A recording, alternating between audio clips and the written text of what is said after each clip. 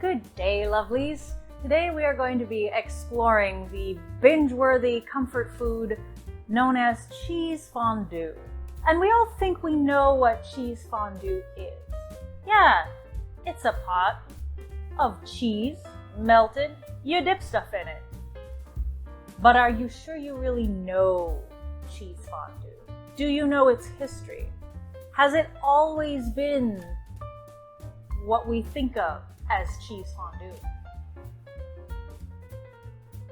Let's find out.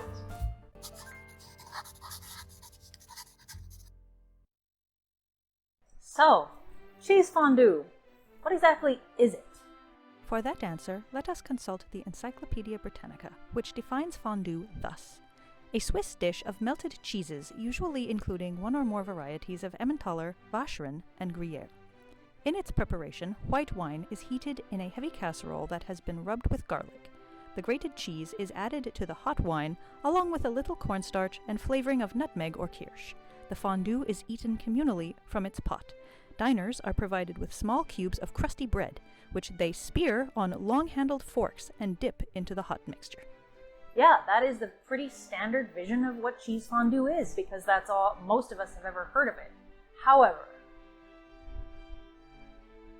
I recently came across a very interesting recipe for cheese fondue. And it looks nothing like what we think of as cheese fondue. I happen to have in my possession 2 books by the same author that have 2 different publishing dates, and it just so happens 2 very different recipes for cheese fondue.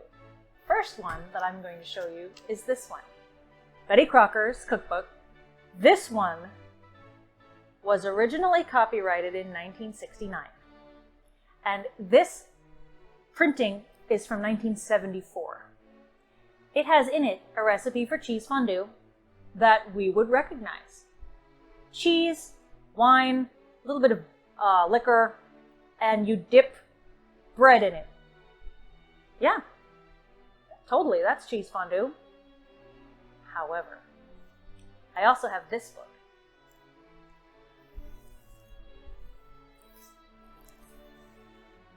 This bad boy is from 1950. Also Betty Crocker. Lots of similar recipes, but this one has cheese fondue in it too. But not like we know it. This recipe for cheese fondue involves cutting up chunks of bread, layering it with cheese, pouring an egg custard over the top, and putting it in the oven. Now that doesn't sound like what we think of the cheese fondue. That sounds like overnight French toast, right? Or perhaps a savory bread pudding. But this is not what we think of when we think of cheese fondue. It's something else. And I'd like to try both. Join me, won't you? Because I think this is going to be really interesting. We'll begin with our 1950s fondue, for which we will melt 3 tablespoons of butter over medium-high heat and add 3 cups of bread cubes. I'm using a good Italian loaf for this. Stir and toss the bread cubes in the pan until they are lightly browned.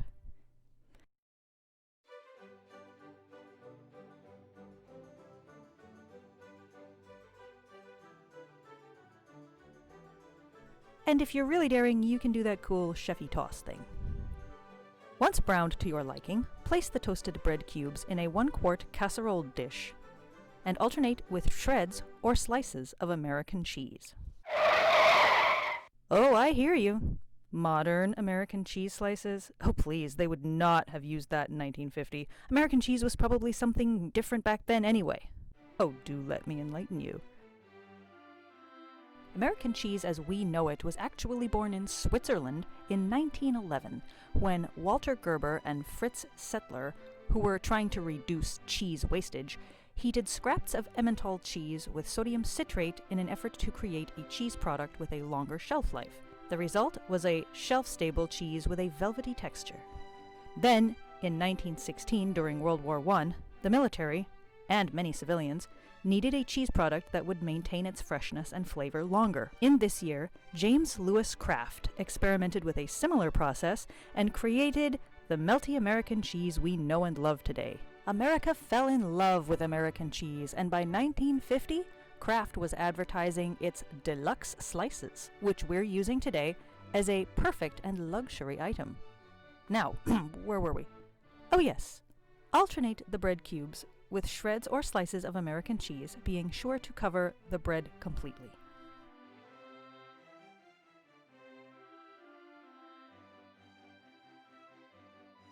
Next, mix a custard of 1 egg, 1 cup of milk, half a teaspoon of salt, a pinch of pepper, and 1/8 of a teaspoon of dried mustard. Pour this mixture over the bread and cheese and sprinkle with paprika. Set the casserole in a pan filled with water 1 inch deep, also known as a bain-marie, and bake at 350 degrees Fahrenheit for 40 minutes.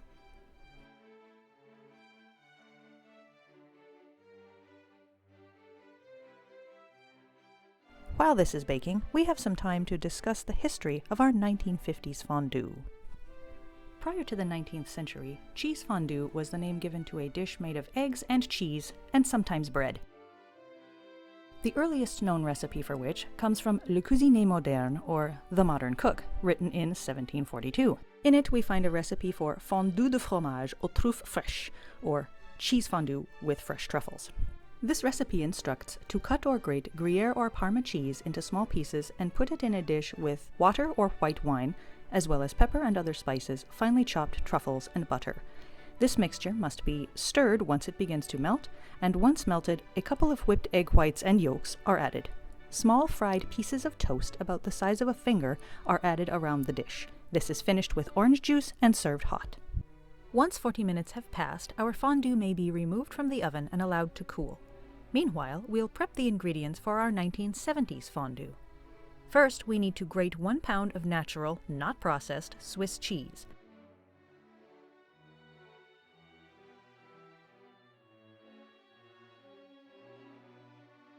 Then sprinkle this cheese with 2 tablespoons of flour and toss until the cheese is well coated. Cut a clove of garlic and rub the cut side on the bottom and sides of a heavy skillet.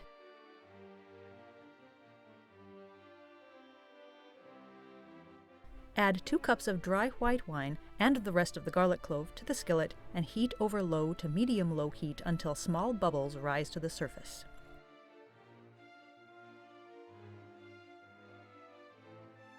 Begin adding the shredded cheese to the hot wine about half a cup at a time, allowing the cheese to melt completely after each addition before adding more. This takes quite a lot of time, so in the meantime, let's explore the history of our 1970s style cheese fondue. It's no surprise that the oldest known recipe for this style of fondue, and indeed the oldest fondue recipe known, hails from Zurich, Switzerland. It is found in a book published in Zurich in 1699 and is entitled Käse mit Wein zu kochen, cooking cheese with wine. This recipe has been beautifully translated in a journal article by Isabelle Raboud-Schul. Pour half a glass of wine into a saucepan, add old grated or ground cheese. If it is soft, do not grate it, but cut it as thin as possible and let it cook in the wine until that it is melted and we no longer smell the wine when we taste. Then dip bread in it and eat it with this bread. Always leave a little embers below, otherwise it will harden again. This does sound remarkably like our 1970s fondue, as defined by the Encyclopedia Britannica. Speaking of which, let's get back to our fondue. Once all the cheese is added to the skillet and has melted, stir in 3 tablespoons of kirsch and season with salt and pepper to taste.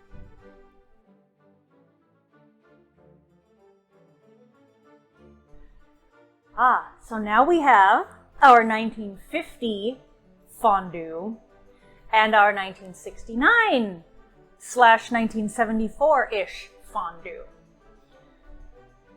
I'm really curious about both of these. I have a feeling this is neither one of these are going to be like really anything I've ever had.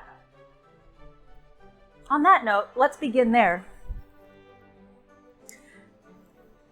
This is a dish of our 1950s cheese fondue. Again, this is toasted bits of bread, cubes of bread, and I made about inch cubes, and American cheese, and a custard of egg, milk, salt, and pepper, and then sprinkled with paprika. Let's try. Immediately, the first thing I notice is that this is something I was a little worried about before. All of the custard went to the bottom, and the top part of the bread was less imbibed with that custard. Was less soaked in the custard. So let's try some from the bottom where we got lots of nice custard.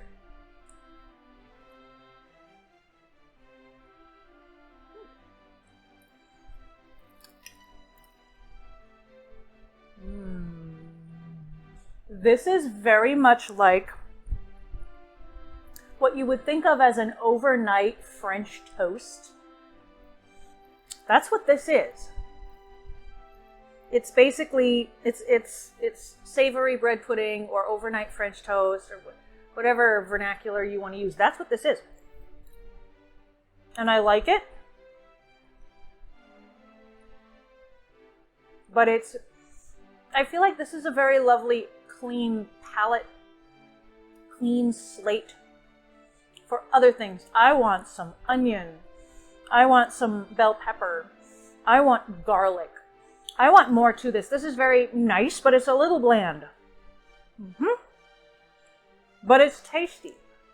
It's basically a grilled cheese that's for a crowd.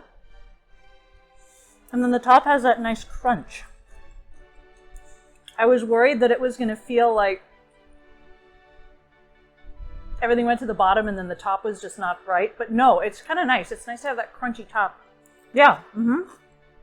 That's really good. So that was our 1950s fondue. Now on to something that spiritually feels a little bit more like the fondue that we're used to thinking about. Now, this recipe very explicitly stated that you were to take your melted fondue sauce right after it was finished on the stove and immediately put it in your fondue pot over low heat. I don't have a fondue pot, but what I do have, I have a slow cooker, which is very good at holding things at a nice melty temperature. So honestly, it's perfect. Beautiful multitasker. It will hold my cheese sauce at exactly the right temperature. And that is exactly what my slow cooker is currently doing. So here is my slow cooker holding my 1969 fondue at exactly the right temperature, maybe just a little bit hotter. And one thing the recipe also said was that if you don't constantly stir this, it will separate. Which I guess is why it's fondue and not cheese sauce. It is very unstable. So, okay, remember now, and I know what's coming because I already tried it on the stove. This is 2 cups of dry white wine, 3 tablespoons of kirsch, and a pound of Swiss cheese. One kind of cheese. Very simple, elegant recipe. And then some salt and sugar. I didn't realize just what that implied in terms of ratio of cheese to booze. I learned it very, very abruptly when I tried it for seasoning when it was on the stove. Here we go. let me tell you, I mean, it's actually a beautiful cheese. I'm going to keep calling it a cheese sauce. It's not. It's cheese fondue, which is clearly totally different. But I'm dipping my bread in this fondue. Great temperature. Wow. Oh my God.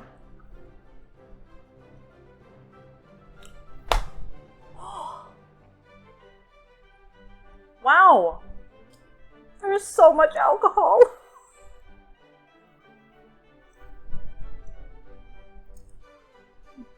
That's like if you don't have time to eat and drink. Oh my gosh.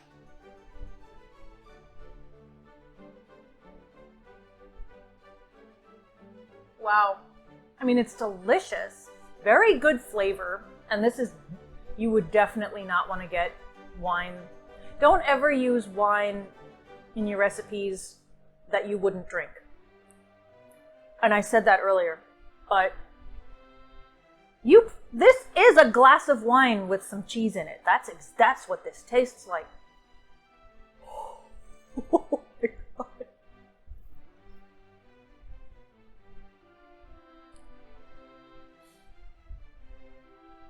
If you ate too much of this, you'd have a hangover the next day. Don't let the kids anywhere near this.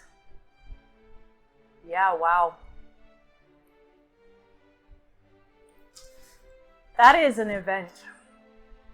This would be a delicious way to entertain a group of adults.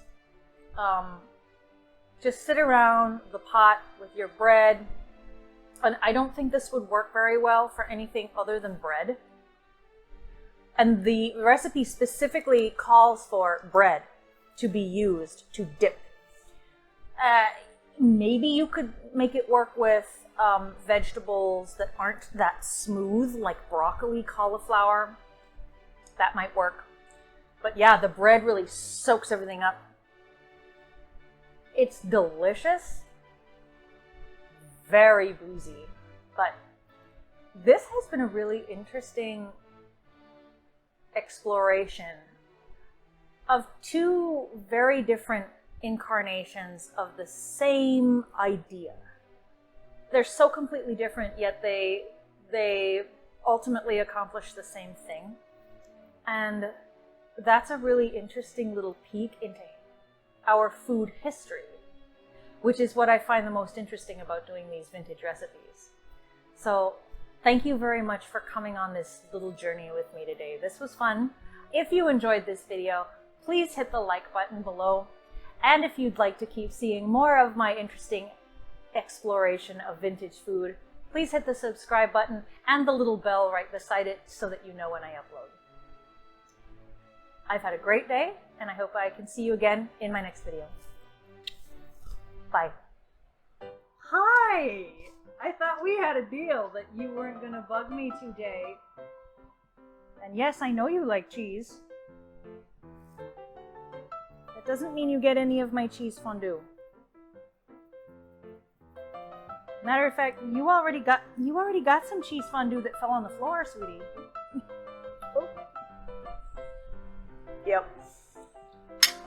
You want to help me out here?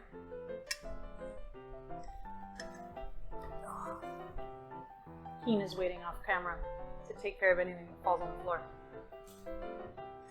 Alright. No. No boozy cheese fondue for you. Nope.